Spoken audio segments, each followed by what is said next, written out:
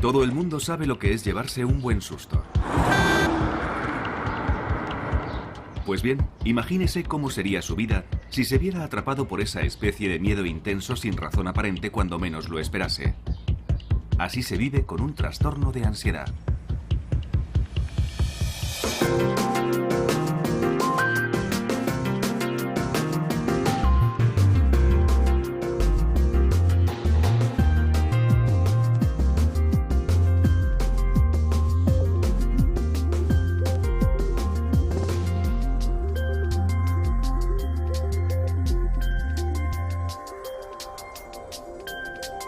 Es normal sentir desasosiego en situaciones angustiosas o peligrosas, pero normalmente pasa rápido y la vida continúa.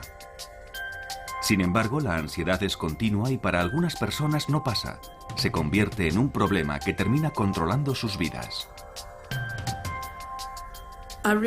Me di cuenta de que me dejaba llevar por el pánico cada vez que salía de casa. Mi casa era el único lugar seguro. Así que si estaba dentro de estas paredes me sentía segura. Incluso tener que ir al buzón era algo tremendo.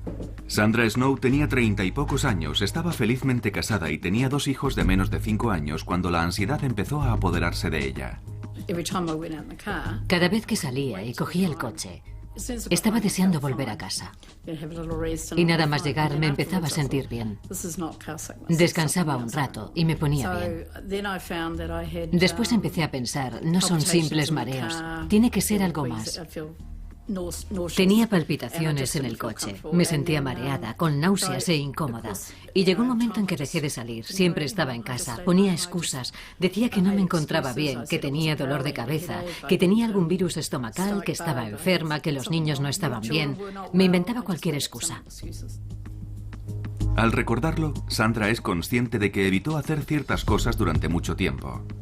Pero después de 3 meses particularmente agobiantes a cargo de sus 2 hijos pequeños, de un marido enfermo, un negocio y de ella misma, la ansiedad le superó. Hace como un año, digamos que empecé a evitar algunas cosas. No quería ir al cine y cosas así, ni estar entre mucha gente. Y además creo que el estrés de cuidar de mi familia también influyó de alguna manera. Durante los 7 años siguientes, Sandra vivió un constante miedo diario a los ataques de pánico que llegaron a controlar su vida. Es una sensación horrible. Por eso la gente dice que debe ser parecido a un infarto. El corazón te late muy rápido y tienes un ligero dolor en el pecho. Te falta la respiración. La cabeza te da vueltas. Te tiemblan las rodillas y no sabes si vas a vomitar porque todo es muy confuso. Tienes el estómago, la cabeza, todo el cuerpo como sobresaltado. Supongo que es una especie de sobresalto, una sensación horrible. En el núcleo de estas sensaciones tan desagradables está la ansiedad y un mecanismo que todos tenemos para sobrevivir al peligro inminente que es luchar o huir.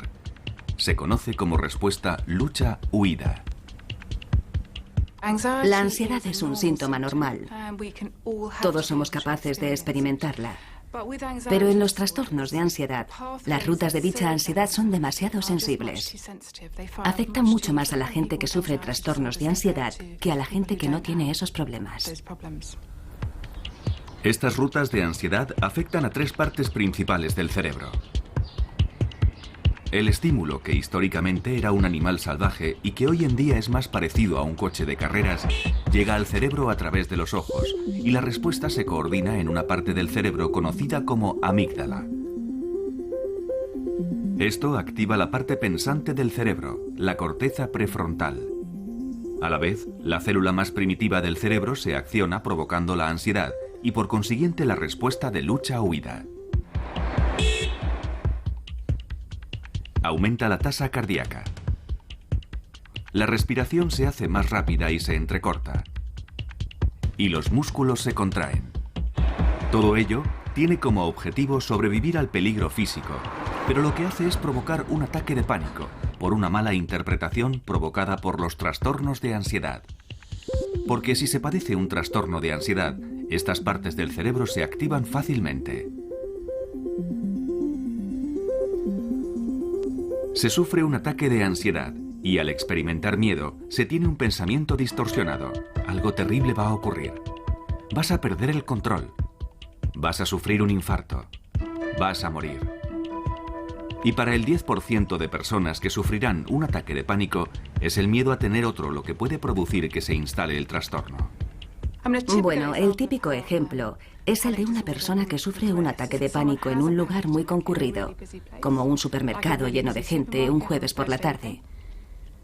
Es una experiencia verdaderamente horrible. La persona vuelve a su casa pensando en cuándo tendrá otro de esos ataques de pánico. Terminan sintiendo una ansiedad permanente. Se denomina agorafobia, que etimológicamente significa miedo a los lugares públicos abiertos, es decir, se tiene miedo a ir a cualquier lugar desprotegido. Evidentemente no quieres tener otro ataque de pánico, así que solo piensas en el próximo ataque y en el lugar donde te ocurrirá, ya que puede pasarte en el sitio más inesperado. Y no quieres estar fuera de tu casa cuando ocurra, porque no quieres sentirte vulnerable. ¿Cómo vas a sobrellevarlo si estás fuera? Es decir, cuando estás fuera, no puedes llegar a casa rápidamente. Así que terminas evitando salir, porque sabes que si tienes un ataque en el supermercado, no volverás al supermercado. Si tienes uno en la lechería, no volverás a la lechería. Y terminas evitando todo lo que te hace sentir incómoda, que finalmente es todo. Durante 7 años, Sandra apenas salió de su casa, y mientras algunas personas que sufren ataques de ansiedad o agorafobia tienen muy pocos ataques de pánico, para Sandra formaban parte de su vida, y cualquier cosa podía desencadenarlos en cualquier momento, como por ejemplo, salir por la puerta de su casa.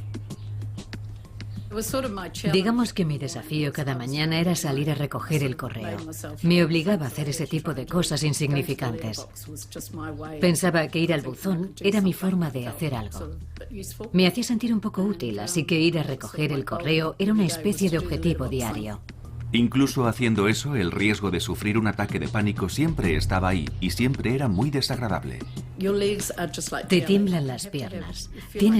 Sientes que te tienes que agarrar a algo. Yo me tenía que agarrar a lo que fuera. Si no tenía un bastón, me tenía que agarrar a un seto o a algo que tuviera cerca. Pero tenía que agarrarme a algo para no descentrarme, para poder dar el siguiente paso. Necesitaba algo donde agarrarme. La cabeza te da vueltas. El corazón se te acelera. Yo no podía mirar a los lados, solo podía mirar al buzón y después darme la vuelta y volver. A veces incluso le era difícil hacer las tareas domésticas por el efecto que tenían en su ritmo cardíaco. Creo que es porque cuando haces algo extenuante, aunque pasar la aspiradora no lo sea, estás haciendo algo que acelera tu ritmo cardíaco. Y esas palpitaciones son parecidas a las que tienes cuando sufres un ataque de pánico. Es una sensación que la mayoría de la gente ni siquiera nota y aunque lo hagan no le dan importancia. Pero cuando se padece un trastorno de ansiedad, el aumento del ritmo cardíaco puede activar la ruta hacia la amígdala, que a su vez activará la ruta a la parte pensante del cerebro, donde se malinterpretará como el comienzo de un infarto. Por eso se siente ansiedad y el ritmo cardíaco se acelera y las rutas se activan. Es un círculo vicioso que termina en el ataque de pánico que se estaba intentando evitar a toda costa.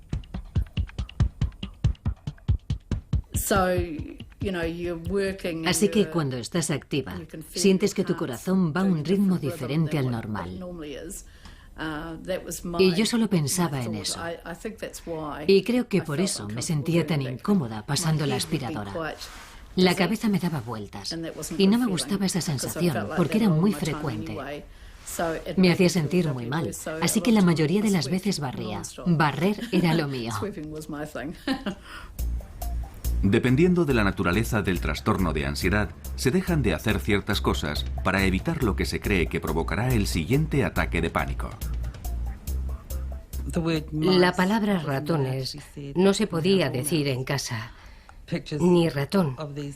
Tampoco podía ver fotografías de esas cosas en la casa por mi miedo a tener un ataque de pánico y morir. 1 de cada 5 personas sufrirá un ataque de pánico en su vida y 1/4 de ese porcentaje padecerá una fobia específica. Muchos saben lo que es sentirse incómodo cerca de una araña o de un perro. Pero si se padece una fobia específica, esas cosas y el ataque de pánico que pueden provocar adquieren proporciones aterradoras.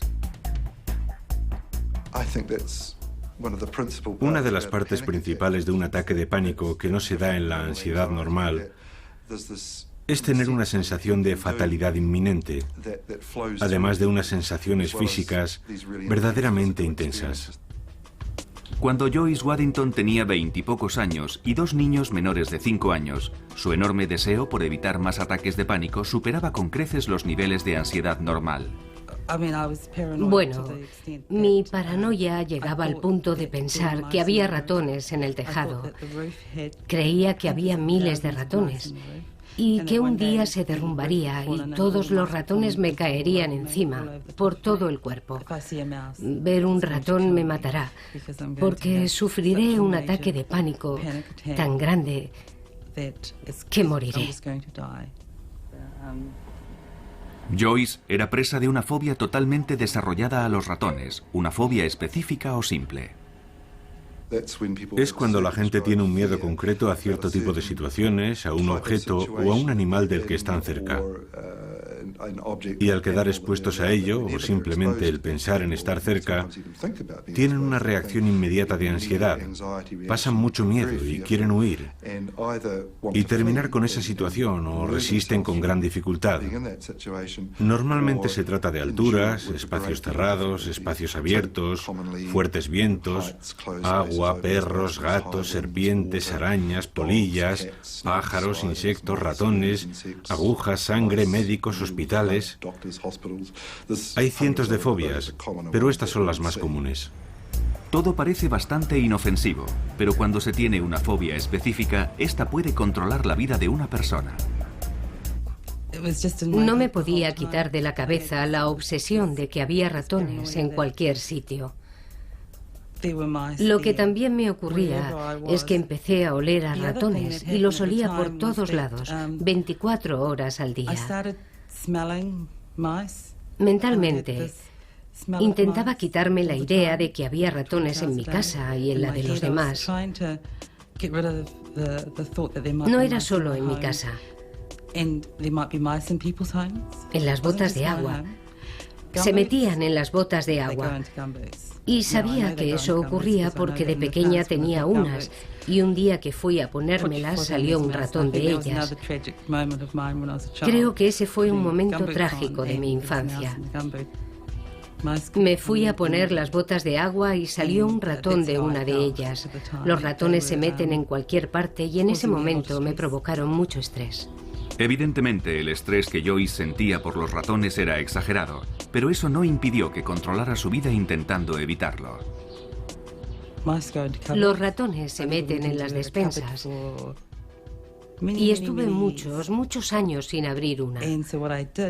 Lo que hacía era poner en la encimera todo lo que normalmente se guarda en los armarios de la cocina y que utilizaba a menudo. O lo ponía en otros sitios para no tener que abrir los armarios. Tazas, platos, sartenes, cualquier cosa que normalmente se pone en una despensa, yo lo tenía en estanterías. Detrás del huidizo comportamiento de Joyce se ocultaba un miedo desesperado por lo que pudiera ocurrir si veía un ratón.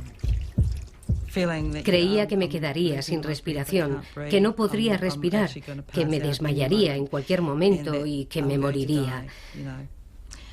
Esa sería la reacción que tendría si veía un ratón. Recuerdo que en una ocasión me subí a una mesa. Creo que estuve subida unas 6 o 7 horas. Me quedé paralizada. No me podía mover. Creo que se denomina estado catatónico. Es cuando la gente se queda paralizada en un determinado momento. Hay quien tarda un buen rato en salir de ese estado. Yo solo pensaba en que viniera alguien a salvarme y todo terminó bien. Pero no podía bajar sola, porque ni siquiera sabía que estaba subida a la mesa. Mi marido no estaba en casa en ese momento, así que tuve que esperar a que llegara y ahí estaba yo, subida a la mesa. Y se quedó como diciendo, Dios mío, ahora me hace gracia, pero entonces no me hizo ninguna. En cualquier lugar, pero sobre todo fuera de su casa, el miedo a los ratones siempre acompañaba a Joyce. Nunca me sentía segura. Podía estar paseando por la calle y el miedo estaba ahí. No me sentía segura. De hecho, llegó un momento en que conocía mi casa, conocía todos los rincones de mi casa y me aislé mucho. Cuando salía no conocía las casas de otra gente, no las conocía. Joyce terminó por no salir para nada de su casa. Creo que debieron ser unos 11 o 12 años, quizás. No salía de casa. Era más fácil quedarme y no salir, estar en casa con mis hijos. Y sí, supongo que aislarme. El miedo de Joyce a los ratones era muy intenso y no había nada que su marido ni nadie pudiera hacer para que cambiara. El objeto de tu miedo se convierte en algo aterrador y se tiene que evitar a toda costa. Por eso solo piensas en esa parte del problema y no en que pueda haber otras formas de resolverlo. Piensas que te dan mucho miedo los ratones y sabes que es algo que quizás no le ocurre a la mayoría de la gente, pero para ti no hay nada que se pueda hacer al respecto. Y mi marido era muy bueno diciéndome, no hay ratones ahí, es todo psicológico. Y yo respondía, no, sé que hay. Y a pesar de todo lo que me decía, yo seguía pensando que había ratones. No me importaba lo que dijera, estaba convencida de que había ratones. Pero gracias a su marido y a un artículo periodístico conoció una asociación que tenía una línea telefónica de ayuda a las 24 horas del día para fóbicos. A partir de ahí todo empezó a cambiar. Y me dijo, creo que esto es lo que te está ocurriendo a ti. Deberías llamar a esta persona. Así que llamé a Marcia y empecé a hablar con ella por teléfono. Y me empezó a informar sobre el miedo que padecía. No supe que se trataba de una fobia hasta entonces. Y volví a recuperar mi vida, porque había dejado de tenerla hacía 12 años. Algo hizo que Joyce se diera cuenta de lo que le ocurría, y al ser consciente de que tenía un problema, supo que existía la posibilidad de hacer algo al respecto. Hasta entonces, había asumido que el miedo a los ratones era parte de sí misma, por lo que la idea de someterse a un tratamiento nunca se le había pasado por la cabeza. La gente suele sufrir trastornos de ansiedad mucho tiempo antes de ser consciente de ello. Los consideran parte de su personalidad. Piensan, es mi carácter, me preocupo por todo. No lo consideran una enfermedad. No son el tipo de cosas que cuentan al médico. Se va al médico por un dolor de garganta o de extremidades, pero no por ciertos aspectos de la personalidad. Así que estas personas sobrellevan como pueden su preocupación y ansiedad crónica. Por eso muchas personas con trastornos de ansiedad llevan vidas muy limitadas y aisladas en lugar de buscar ayuda. Durante muchos años he hecho de todo para ocultar los síntomas sin saber con seguridad qué ocurría en mi propio cuerpo. Ni siquiera podía reunir la suficiente valentía como para preguntar a alguien, ¿qué me está pasando? Asumí que era algo normal. A menudo suelen padecer diversos trastornos de ansiedad y pueden ser desesperantes. Si no se ha sufrido un trastorno de ansiedad, no es fácil comprender la intensidad que pueden llegar a alcanzar la angustia y el miedo. La preocupación acaba acaparando todo el tiempo. No es una preocupación sobre ciertos hechos aterradores que puedan ocurrir, sino sobre todo. Así que se pasan el día preocupados por una gran variedad de cosas y no duermen. Son personas irritables, están muy tensos permanentemente y su cerebro nunca descansa. Y de forma parecida, la ansiedad social no es solo un problema de timidez. Impide a la gente vivir su vida. No van a entrevistas, no progresan en su carrera, no les gusta hacer amistades porque no les gusta sobreactuar, ni pedir a nadie que salga con ellos, ni les gusta comer en público. No les gusta firmar tarjetas de crédito con alguien mirándoles. Afecta a todas las parcelas de su vida. Es una enfermedad horrible. Grant Cooper, de 41 años de edad, estuvo aislado durante muchos años debido a su fobia social. Hace 18 meses se sometió a un tratamiento intensivo que le está permitiendo recuperar cierto control sobre su vida. Pero aún recuerda su último ataque de pánico en un partido internacional de cricket al que fue con unos amigos. Estaba sentado en la tribuna y tenía suficiente espacio a mi alrededor. No había demasiada gente, así que estaba bien. Pero cuando llegaron los demás, nuestros asientos estaban en medio de una fila y estábamos rodeados de gente. Y en ese momento empecé a pensar, vaya, va a ser difícil levantarme y avanzar con tanta gente, pero voy a levantarme para ir a comprar unas cervezas. No sé si podré atravesar las abarrotadas gradas sin tambalearme y derramar la cerveza. Y fue entonces cuando empecé a sentirme muy tenso y angustiado. Empecé a tener síntomas muy fuertes en las piernas. Las tenía muy tensas. Y en las 2 horas que duró el partido estuve más concentrado en las sensaciones de mi cuerpo que en el partido de cricket. Durante años, Grant había intentado sobrellevar su ansiedad solo. Incluso cuando se dio cuenta de que tenía un problema, fue reacio a hablar de sus síntomas. A menudo son enfermedades que se padecen en silencio. El trastorno de ansiedad generalizada se suele padecer durante 20 o 25 años antes de ser tratado.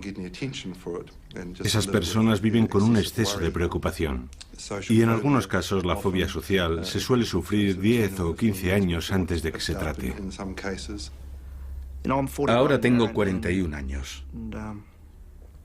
Y sí, ahora soy consciente de ello. He empezado a ser consciente de que tengo problemas desde los 13 años. Grant recuerda perfectamente el comentario del compañero de clase que le hizo sentirse angustiado por primera vez. Hizo un comentario sobre la forma en que yo andaba, sobre cómo caminaba entonces. Y sí, no sé qué estaba haciendo en ese momento, no lo sé. A veces siento que ando normal y otras veces creo que me observan. Y cuando me siento observado es cuando me pongo tenso y angustiado y se me agarrotan los músculos. A pesar de tener una infancia feliz, Grant fue un niño tímido y retraído. Recuerdo que era un niño nervioso y, bueno, también angustiado. Me daba miedo participar en muchos deportes y ese tipo de cosas. Era un niño muy callado y no me gustaba destacar. Pero padecer un trastorno de ansiedad no es simplemente una cuestión de timidez extrema. Las personas que sufren trastornos de ansiedad tienen quizás un tipo de personalidad subyacente muy sensible y angustiada, pero también tienen una afección que es más específica y que puede ser una ansiedad social, una fobia o lo que sea, o incluso una preocupación excesiva.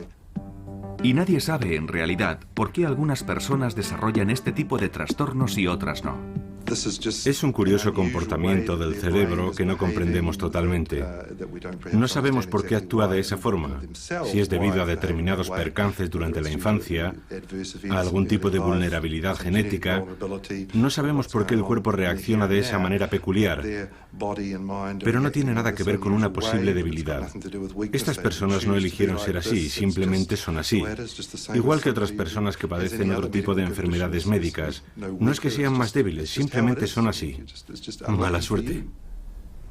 Los trastornos de ansiedad afectan al 20% de la población y si se tiene la mala suerte de ser socialmente fóbico, estar con otras personas se puede convertir en un verdadero calvario. Recuerdo que una vez, saliendo de casa, escuché unas voces en mi cabeza que me decían: No quiero ir, no quiero ir. Y era como si gritaran dentro de mi cabeza. Cheryl Freeman, una mujer felizmente casada y con 2 hijos que ahora estudia psicología, cree que su fobia social surgió de un trastorno de ansiedad generalizada que había comenzado 10 años antes. Llegó un momento en que me daba miedo hacer muchas cosas, sobre todo cosas relacionadas con la comida. No quería comer alimentos si no sabía cómo habían sido procesados. No quería ser la primera en comer algo. Me daba miedo que algo estuviera envenenado. Y también ir al baño. Recuerdo que en una acampada tenía miedo de que alguien hubiera podido envenenar el papel higiénico. Algo bastante irracional. Por esa época, Cheryl tuvo uno de sus extraños ataques de pánico. Había comido unos frutos secos y empecé a sentir que me hinchaba. Aparte de que uno se hinche por dentro, yo creía que me estaba hinchando por fuera. Así que me fui a mirar en el espejo y me miraba y me volví a mirar y empecé a notar los síntomas. El corazón se empezó a acelerar, así que llamé a una ambulancia y me llevaron al hospital. Me conectaron a un monitor cardíaco y mi corazón iba a 100 por hora. Me asusté mucho. Creía que me moría. Cuando tuvo el siguiente ataque de pánico, el trastorno de ansiedad de Cheryl ya se había convertido en una fobia social. Me daba miedo ser juzgada y criticada por otras personas. Sentía que todo el mundo me miraba, que no era lo suficientemente buena. Ese miedo a lo que otra gente pudiera pensar de ella le provocó una grave reacción física. Si íbamos a algún sitio donde hubiera más gente, pensaba, no les gusto, no les gusto. Y empezaba a tener un ataque de pánico. Era muy duro, porque sentía un dolor muy fuerte en las piernas. Temblaba. El corazón se me disparaba. Perdía totalmente el control y mi marido terminaba llevándome de vuelta a casa. Y si pasábamos por el hospital, yo le decía, creo que deberíamos parar para que me examinen. Y él me decía, no, es solo eso, estás bien. Y después llegaba a casa, me tumbaba en la cama y tenía mucho miedo de que eso me terminara matando. Los trastornos de ansiedad pueden provocar ataques de pánico o no. Sin embargo, cuando la persona se ve en la situación que teme, sufrirá uno. Un fóbico a los ratones, al enfrentarse a un ratón, tendrá un ataque. Un fóbico social, si se ve obligado a actuar o hablar en público, sufrirá un ataque de pánico. O una persona que padezca agorafobia tendrá un ataque de pánico en un lugar concurrido donde no podrá escapar. A pesar de las similitudes, los diferentes trastornos pueden diferenciarse claramente cuando se pregunta a los fóbicos a qué tienen miedo exactamente. Y la diferencia es que alguien con una fobia social odiará ser el centro de atención, odiará estar bajo la mirada de otra gente y tendrá mucho miedo a hacer algo que le humille o que le deje en ridículo. Y eso es muy diferente a lo que siente alguien con un trastorno de ansiedad cuyo miedo es sufrir un infarto, desmayarse, la sensación de fatalidad inminente. Con esa pregunta se obtienen respuestas muy diferentes. Otras diferencias son que alguien con fobia social no querrá tener a nadie cerca para que nadie vea lo humillante o lo estúpido que parece, mientras que alguien con un trastorno de pánico sí querrá tener a alguien cerca para que le ayude en caso de sufrir un infarto o algo así. Y las rutas del cerebro que están activadas también diferirán dependiendo del trastorno que se padezca. Cuando se han estudiado grupos de personas con estas afecciones y se han analizado qué partes del cerebro se encienden y cuáles se disparan en una situación que provoca ansiedad, parece que también son diferentes dependiendo del trastorno que se sufra. Por tanto, con la ansiedad social parece haber más actividad en la parte pensante del cerebro y en la amígdala que coordina la respuesta de la ansiedad. El trastorno por pánico activa esas dos partes del cerebro, pero también la parte inferior y más primitiva del cerebro responsable del lado físico de la ansiedad.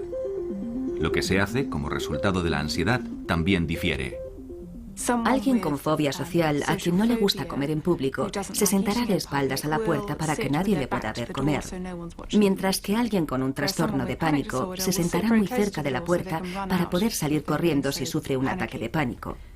Igualmente, en la cola de un supermercado, las personas con fobia social sentirán cada vez más ansiedad a medida que se acercan a la caja porque alguien les va a mirar. Van a tener que firmar su tarjeta y les temblará la mano y todo el mundo lo verá. Sin embargo, alguien con trastorno de pánico se sentirá cada vez más angustiado porque no puede salir de ahí. La agorafobia de Sandra era tan intensa que evitaba salir de casa. Sin embargo, no le impedía estar con gente. No padecía fobia social. No tenía problemas con los grupos sociales, pero salir y dejar la seguridad de mi casa era mi zona segura. Necesitaba el contacto con la gente, porque yo soy una persona muy sociable, igual que mi marido. Los dos lo somos. Pero tener gente en mi casa era algo diferente. Los ataques de pánico que tenía me incomodaban mucho, porque tenía que irme al dormitorio o al baño para intentar que se me pasaran. Cuando sufría un ataque, tenía que volver a salir y ser sociable de nuevo. Hace 7 años que el trastorno de ansiedad no controla la vida de Sandra Snow. Atrás han quedado los días en que el simple hecho de tener que ir al dentista le provocaba un ataque de pánico. Lo peor fue un día que me dolía una muela y no podía salir de la cama. No podía parar de llorar. Sentía mucha pena de mí misma. Nunca tuve ganas de suicidarme. Nunca quise acabar con mi vida, pero sentía que ya había tenido bastante. Y fue entonces cuando llamé a la Asociación de Fóbicos. Sandra habló con alguien que había pasado por lo mismo que ella, y eso fue muy tranquilizador. Me explicó lo que yo estaba sintiendo. Le dio un nombre. Yo no era estúpida, no estaba loca. La gente cree que cuando se tiene una enfermedad mental, se está loco. Hay muchos prejuicios en torno a las enfermedades mentales, y yo también los tenía, pero eso era antes. Evidentemente ahora no los tengo. Otra cosa que Sandra ya no tiene es una mente llena de pensamientos negativos.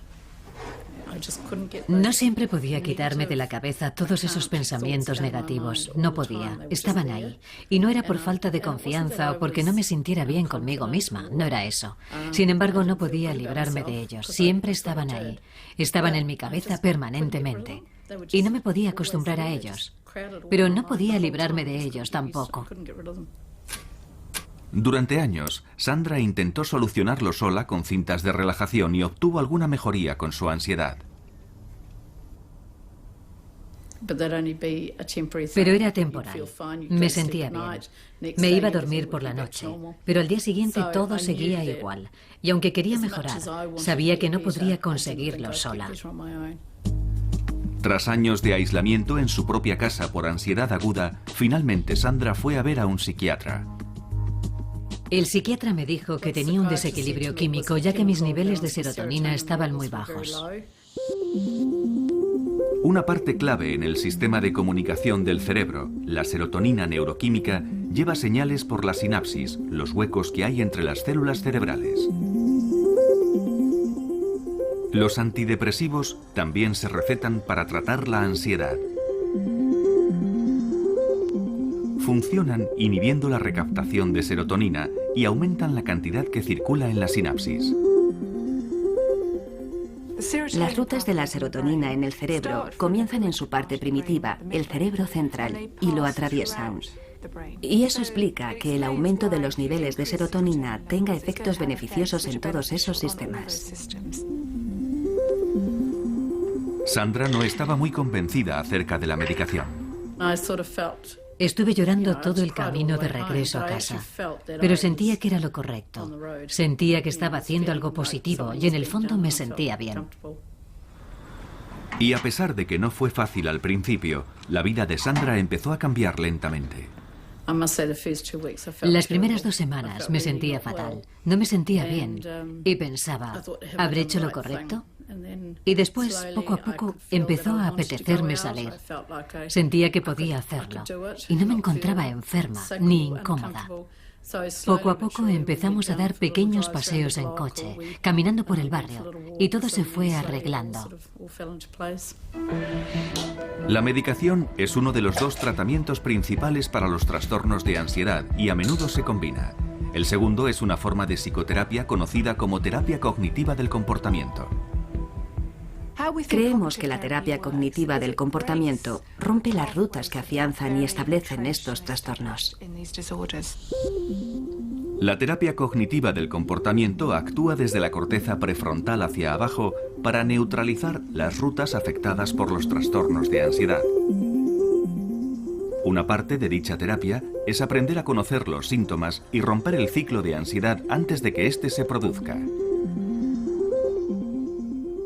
Es duro, porque cuando te das cuenta de que estás angustiado, tu respiración se acelera automáticamente. Y claro, es muy difícil percatarse cuanto antes y decir, vaya, estoy teniendo ansiedad. Necesito concentrarme en la respiración. No se puede controlar sin que la gente se dé cuenta de que le está pasando, y eso ralentiza mucho las cosas. Pero cuando las cosas se tranquilizan, los síntomas empiezan a desaparecer. La terapia cognitiva del comportamiento también rompe las rutas de ansiedad intentando influir en cómo uno se siente. Las emociones son experiencias muy fuertes y también relativamente primitivas. Las emociones hacen trabajar a una parte del cerebro conocida como sistema límbico, y aprendiendo a controlar la manera de pensar, se pueden controlar de alguna manera las emociones y los síntomas físicos de la ansiedad. Un fóbico social, cuando está entre gente, piensa que todo el mundo le observa y odia ser el centro de atención porque está convencido de que va a hacer algo verdaderamente embarazoso. Con la ayuda de la terapia cognitiva del comportamiento, se aprende a tener un punto de vista más realista del mundo y a darse cuenta de que no se es el centro de atención. Al principio es duro. Sí, es duro. Pero cuando empiezas a desafiar a los pensamientos negativos, estos dejan de ser tan fuertes. Empiezas a estar por encima de ellos, pero al principio sí, sin duda alguna tuve que escribir muchas cosas y retar a mis pensamientos negativos con pensamientos positivos. Estas mismas técnicas ayudaron a Chael Freeman a escapar de la angustiada vida que llevaba, intentando evitar todas las situaciones que le pudieran provocar un ataque de pánico. La forma más fácil de impedir un ataque de pánico era evitar las cosas que me daban miedo. Y básicamente empiezas aquí. Te dan miedo a algo, así que estás aquí, y tu pequeña caja se hace cada vez más pequeña hasta que tu vida es así. Y mientras estés dentro de esa caja pequeña, estás completamente bien. No es una gran vida. No hay muchas cosas de las que disfrutar. Los estudios han demostrado que tanto la terapia cognitiva del comportamiento llevada a cabo correctamente como la medicación son tratamientos eficaces para el 60 o el 70% de la gente que padece trastornos de ansiedad. La terapia cognitiva fue una parte esencial en la recuperación de Chael, ya que le ayudó a superar su dependencia. Tienes que intentar volver a confiar en tu forma de pensar. Y hasta que lo consigues, utilizas el pensamiento de otras personas. Pero sí, esa es una parte muy importante del proceso para llegar a la etapa en la que puedes pensar, vaya, se me está acelerando el corazón, ¿por qué? Ah, vale, porque he subido escaleras. O puedes estar en una situación en la que te sientes alterado o nervioso y piensas, bueno, no pasa nada porque esté nervioso, todo el mundo puede estar nervioso. Hay que aprender a confiar en uno mismo. Chael combinó la terapia cognitiva del comportamiento con otras técnicas como el Reiki, la relajación y la meditación. Sin embargo, cree que fue la medicación a la que al principio fue tan reacia la que le ayudó a poner toda la teoría en práctica. Hice muchas cosas porque tenía miedo de la medicación. Era uno de mis miedos generalizados. Me había propuesto hacerlo de una manera natural y lo quería conseguir para decir al mundo, se puede hacer así, no hace falta la medicación. Pero Cheil fue finalmente a un psiquiatra que le dijo que también sufría una depresión. No le creí, pero tenía razón, porque la vida no me parecía divertida. No tenía alegría, no tenía felicidad. No tenía felicidad en mi interior, no la tenía, así que estaba deprimida y muy angustiada. Cheil empezó a tomar la medicación y tras varios meses aumentando gradualmente las dosis, consiguió controlar su ansiedad. La primera vez que me di cuenta fue en una boda. En la iglesia estaba muy contenta y pensé, vaya, esto está bien. Y después, durante la cena, comí. Y comí lo que habían puesto, todos los platos. Y bebí un par de copas de vino y hasta bailé. Estaba muy relajada y pensé, es fantástico.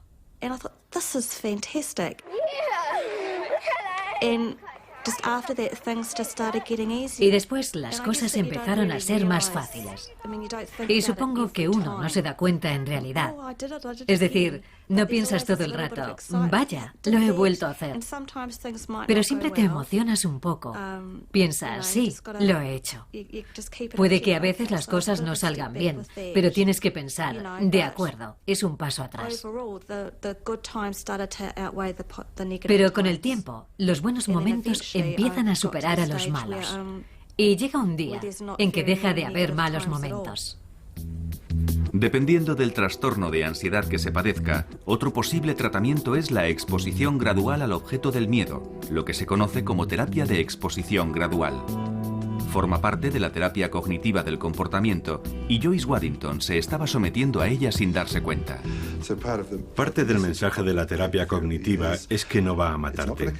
Es desagradable, lo reconocemos, pero se puede aprender de ella y te puede enseñar técnicas para aprender a tolerar y a sobrellevar estos sentimientos. Al obligarse a permanecer en esa situación, el cuerpo se acostumbra a estos intensos sentimientos de miedo y ansiedad. Y no empeoran, sino que finalmente desaparecen. Y con cada exposición, la calma llega más rápidamente. Confeccionar ratones de trapo fue la terapia de exposición gradual de Joyce, y el primero fue el más difícil. Me sentía como si estuviera haciendo un ratón de verdad. Como si fuera un ratón verdadero. Creo que hasta tuve palpitaciones. Fue extraño ponerle la cola porque me parecía una cola de verdad. Cuando lo tuve entre mis manos, no quería volver a tocar un ratón nunca más. Tener un ratón entre mis manos. Creo que ese fue el peor momento. Pero con el tiempo fue cada vez más fácil. Me hice muy creativa y empecé a confeccionar otros animales también. Y a partir de ahí, mejoré mucho. Joyce ha recorrido un largo camino desde que hizo su primer ratón de trapo. No recuerdo cuándo sentí que empezaba a mejorar, pero un día no noté ese olor. No tenía el miedo de antes.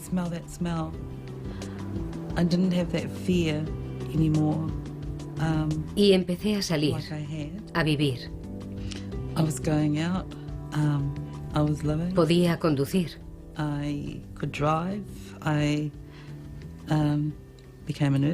Me hice enfermera. Enfermera de psiquiatría. Y empecé a vivir en el mundo de los vivos, supongo.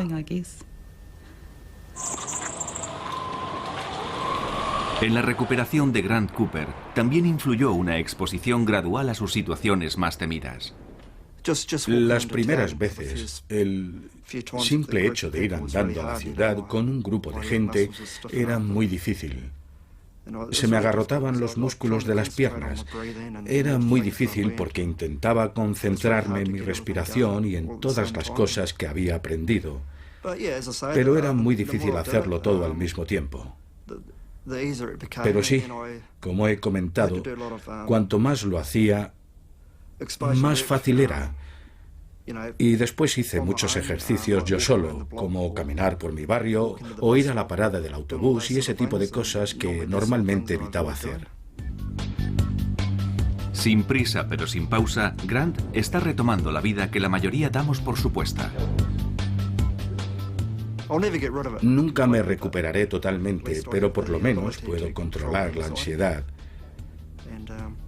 He podido retomar mi vida y estoy deseando volver a trabajar en el futuro.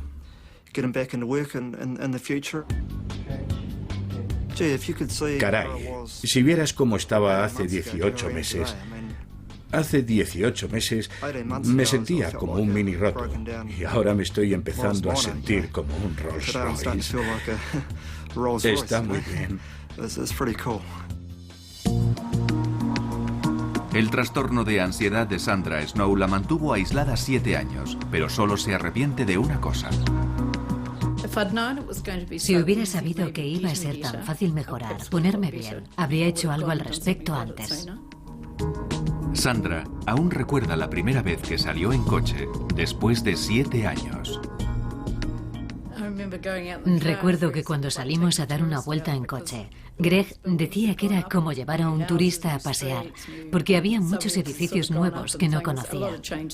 Casas nuevas, calles nuevas, zonas renovadas, en fin, muchos cambios. También fui a ver a mis hijos al colegio y también fui a casa de mis amigos, ya que algunos de ellos se habían mudado y no había ido a visitarlos. Ahora tenía una vida, pero fue poco a poco. No salí como un toro bravo a hacerlo todo a la vez. Era como si un nuevo mundo se abriera frente a mí. Sí, fue genial. Fue genial.